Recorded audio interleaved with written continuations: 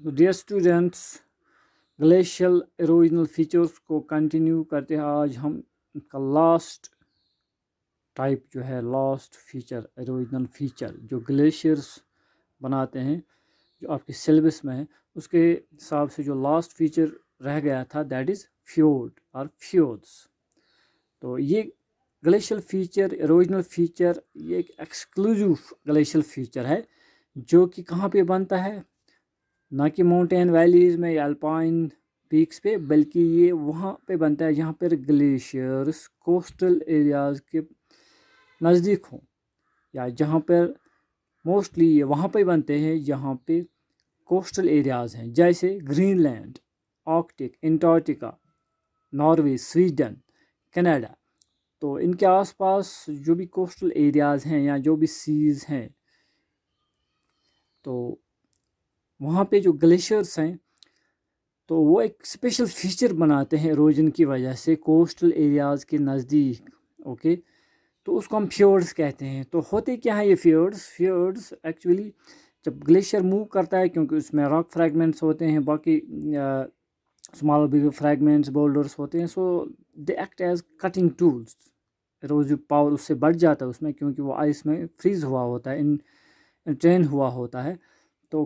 तो over deepening की वजह से, जैसे आप मान लीजिए जेसीबी जैसे अपने स्कूप से ज़मीन में रेक करता है, तो स्क्रैच करता है, तो वो एक चैनल सी बनती है। Just like that slowly gradually ये कोस्टल एरियाज़ के नज़दीक ग्लेशियर्स की वजह से ओवर डीपनिंग हो जाती है। जैसे यहाँ पर आप मान लीजिए ये ग्लेशियर दिखाया है मैंने, ये माउंटेन्स है कोई, दिस इज सी।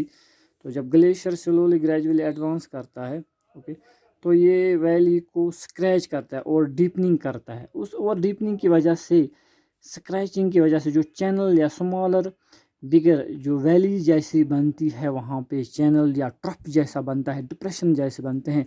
तो उसकी वजह से, तो क्योंकि ये सी लेवल से, क्योंकि रिवर जब एरोड करता है वो सी लेवल, बेस लेवल तक ही एरोड कर पाता है, लेकिन ग्लेशियर जो है सी लेवल से नीचे भी एरोड करते हैं।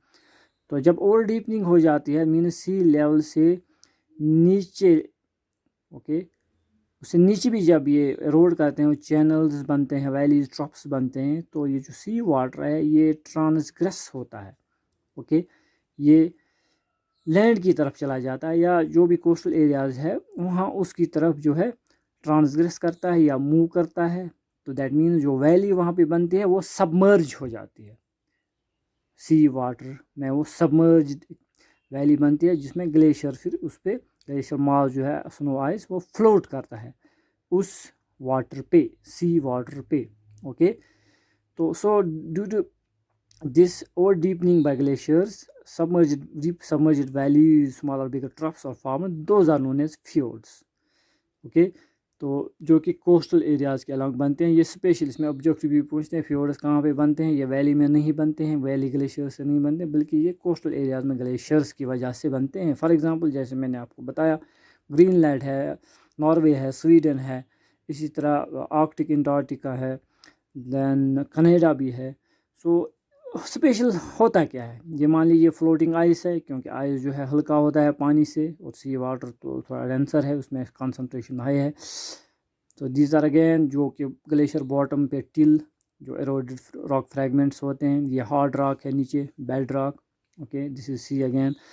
तो जब ये कंटैक्ट में आता है फ्योर्ड्स में ग्लेशियर्स, ओके, किससे, सी वाटर से, तो आहिस्ता आहिस्ता क्या होता है, huge, smaller, bigger, variable size, blocks of ice and snow, they are detached, they get detached, or they get broken, or they are broken off from the main mass. इसमें से जो है pieces, जो smaller, bigger, huge blocks, they are cut off, they are broken off, they are detached from the main huge mass.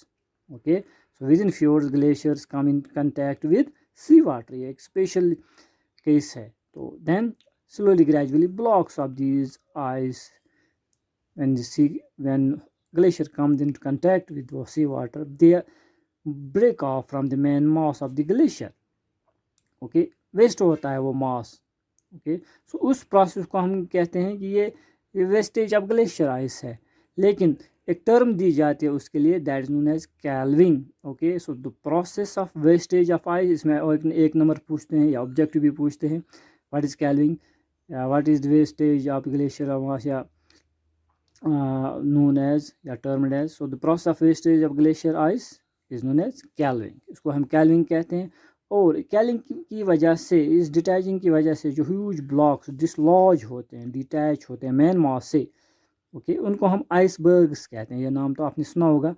So dislodged blocks of ice, glacial ice floating on the sea water in the form of huge blocks, they are termed as icebergs. Icebergs اور floating یہ آپ یاد رکھنا.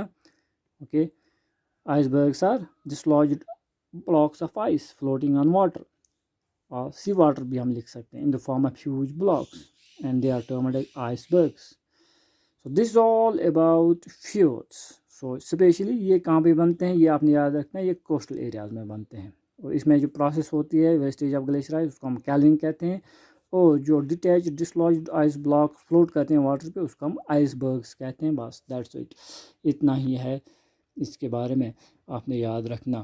سو اس میں سے کچھ پوچھ سکتے ہیں, فیورڈس الگ بھی پوچھ سکتے ہیں 2 نمبر کا, اور کیلونگ اور وہ جو آئس برگ ہے وہ 1 نمبر یا آبجیکٹ میں بھی پوچھتے ہیں.